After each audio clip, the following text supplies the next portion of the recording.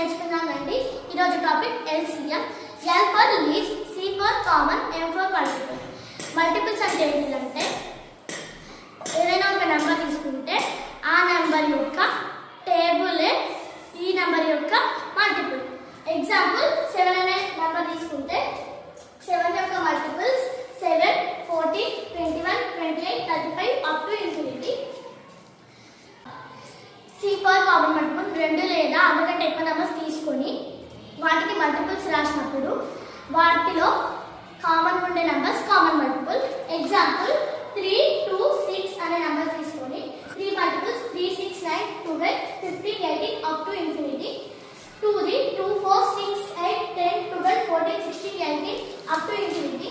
6, 6, 12, 18, 24, 30 up to infinity. వీటిలో 6 అనేది మూడింట్లో common ఉంది కాబట్టి 6 అనేది కామన్ మల్టిపుల్. 12 కూడా మూడింట్లో కామన్ ఉంది కాబట్టి 12 కూడా కామన్ మల్టిపుల్. 18 కూడా మూడింట్లో కామన్ ఉంది కాబట్టి 18 కూడా కామన్ మల్టిపుల్.